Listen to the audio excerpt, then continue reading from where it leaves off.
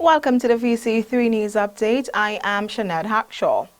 An advocate for reparations for enslavement and native genocide, Prime Minister of St. Vincent and the Grenadines Dr. Ralph Gonsalves last evening engaged in a roundtable discussion titled Emancipation Conversation Roundtable Discussion, 3 Legends, 3 Perspectives, 1 Conversation, Reparations and Beyond. Prime Minister Gonsalves said that the topic of reparations must be addressed as it relates to native genocide and the transatlantic slave trade, which resulted in the enslavement of millions of Africans. We have to address reparations for native genocide and the enslavement of African bodies.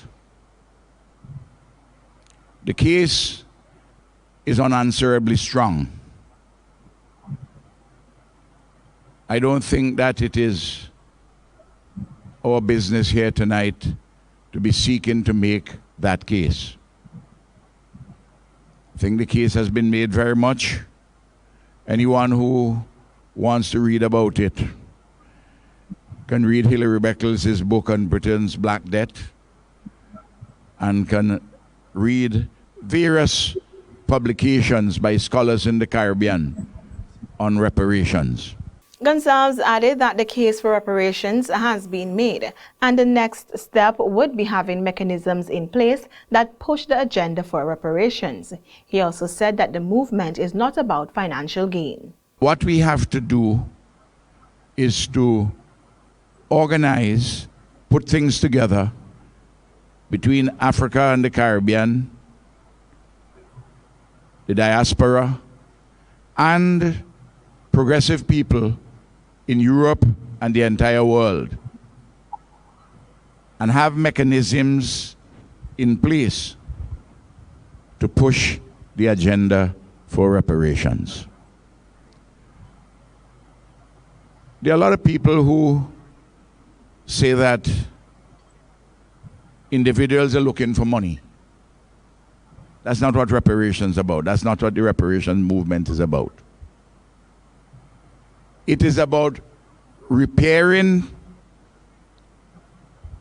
the historical legacies of underdevelopment, which are directly linked to native genocide and the enslavement of African bodies.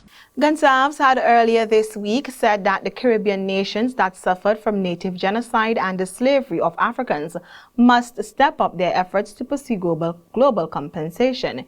He revealed that CARICOM has also put forward a 10-point plan in regards to these issues, and there must be the education on why there is a case for reparations.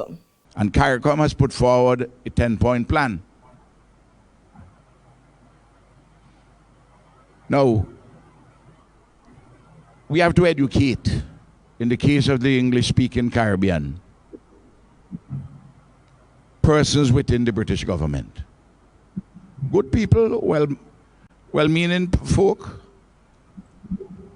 I saw a report that the Home Secretary, who is a woman of Indian descent, said that the British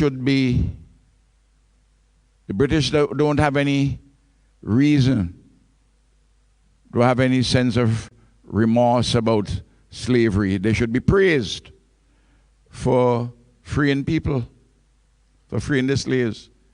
Well, I believe that we have to suggest a reading list for our dear sister. The former Prime Minister of Jamaica, P.J. Patterson, the President of Nigeria, Olusegun Obasanjo, and the Prime Minister of Barbados, Mia Mottley, were also engaged in the discussions.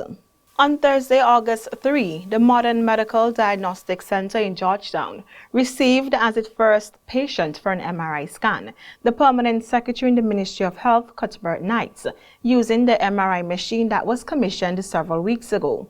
The Agency for Public Information, the API, visited that center this week and were on hand to witness the first patient having a spinal scan.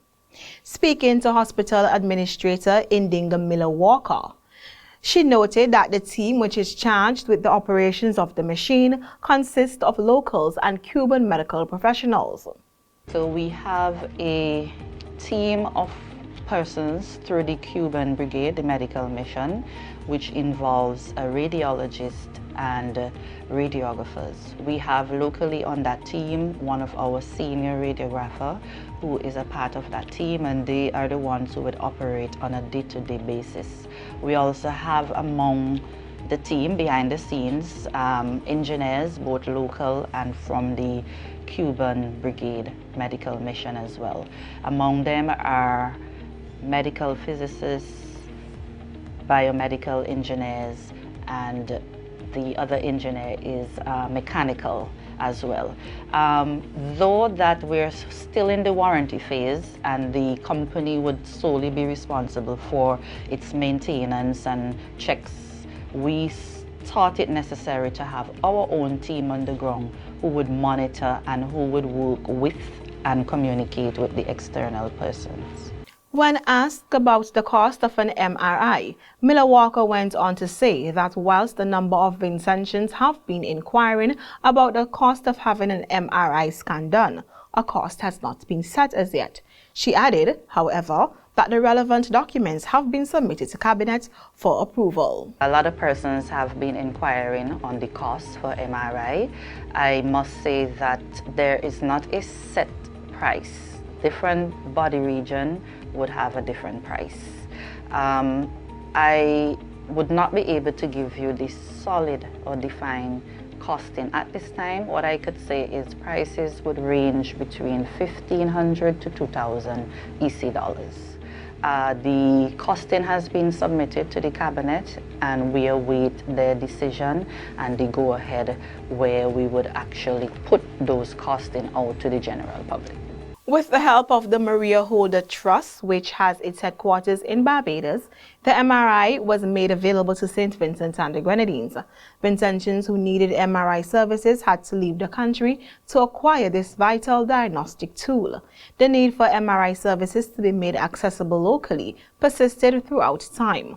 All Vincentians may anticipate positive changes in their life as a result of the MRI machine being commissioned. Still locally, the goal of an indigenous language retrieval initiative is to prevent the loss of the Garifuna language and culture by inviting 100 young people from St. Vincent and the Grenadines to participate in a performing arts workshop that will result in a public presentation this August.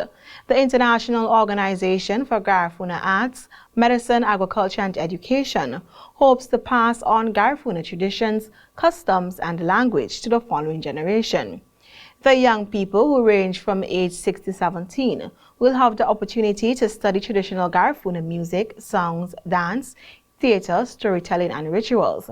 This will lead to an energizing performance for close friends, family members, and the general public. The initiative aims to preserve the rich Garifuna legacy and language and share its delights and significance with the people who created it.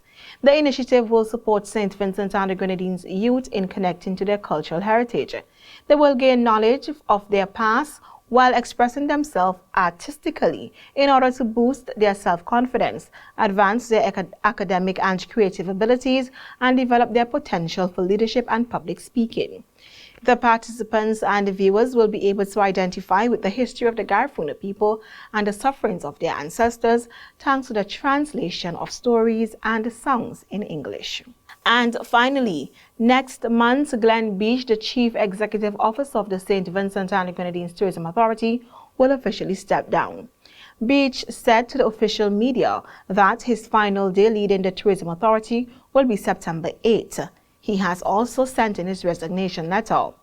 The Agency for Public Information said that Beach said, "I hope whomever takes over this post will recognize what a magnificent team they have inherited. It has been a tremendous 13 years.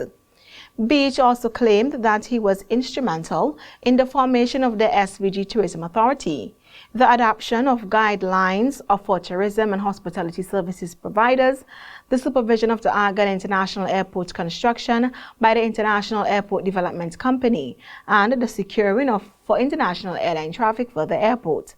The former Minister of Tourism, Youth and Sports, who is 52, said when asked why he was leaving, "I think there comes a time when it is basically time." That has been our local news stories. Continue watching on Channel 114 for regional and international news.